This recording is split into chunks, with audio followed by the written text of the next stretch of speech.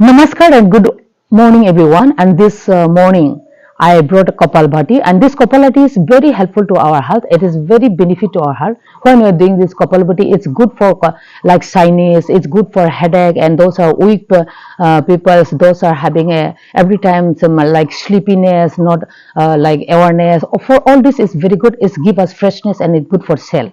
Namaskar, apna সকলোকে আজি ৰাতিপুৱা মই আপোনালোকৰ মাজলৈ কপালভাতি আনিছো।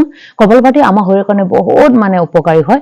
এটো যদি কৰো মানে আমাৰ মানে ফ্ৰেশনেস আহি যায় মানে আমাৰ মানে শৰীৰৰ আৰু লগতে মানে যোনবিলাক মানে সাইনিস থাকে বা মাথা বিখাৱা বা দুৰ্বল মানে ভালকৈ চকুটুকু মেলিব মন নোহোৱা বা এলহুৱা ভাব এবিলা ভাল আৰু সেলসৰ কাৰণে বহুত ভাল। গুড মৰ্নিং नोंथांमोनखौ गासैखौबो दिनै फुंबिलि आं कपालभाति लानानै फैदों।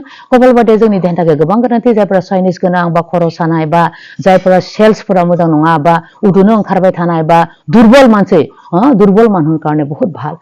আৰু কিন্তু এটা লিমিটেশন আছে, এটো হল আপোনাৰ যোনবিলাক মানে হাই প্ৰেসাৰ থাকে এইবিলাক মানে লিমিটেশন কৰিব লাগে। কিয় কাৰণে এটো কৰোঁতে মানে গাত মানে গৰম আহি যায়, মানে बेखौ खालामोबा देहायाव गरम जायो नालाय, बेनिखायनो जायफोरा हाई प्रेसार दं बिनि थाखाय एसे असुबिधा जायो।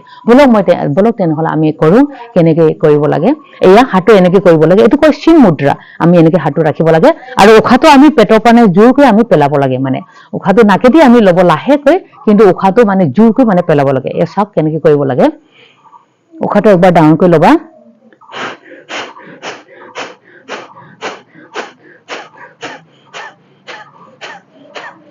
এয়া এটো হল। এটো আপুনি দিনত যদি পাৰিলে মানে কমিও মানে 50-60 বাৰ কৰিলে মানে এটো আমাৰ কাৰণে বহুত উপকাৰী মানে। আৰু দুইবিধকৈ কৰিব পাৰে, আৰু এটাটো আমি এনেকৈ হাতটো এনেকৈ কৰি পিনি নাকেদি কৰিব লাগে।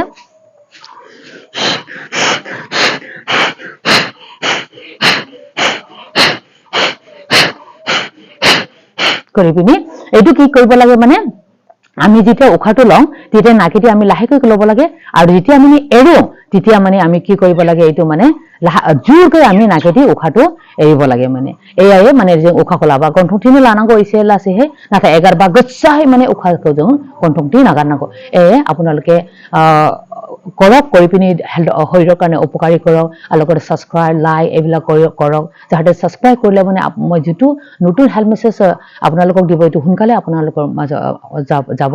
আৰু লগতে মই আশা কৰোঁ ময়ো এটা সময় উলাই পিনি আপোনালোকক ভালৰ কাৰণে দিছে, আপোনালোকে প্ৰেক্টিছ কৰক, লাইক সাবস্ক্ৰাইব এইবিলাক কৰক। থ্যাংক ইউ সো মাচ।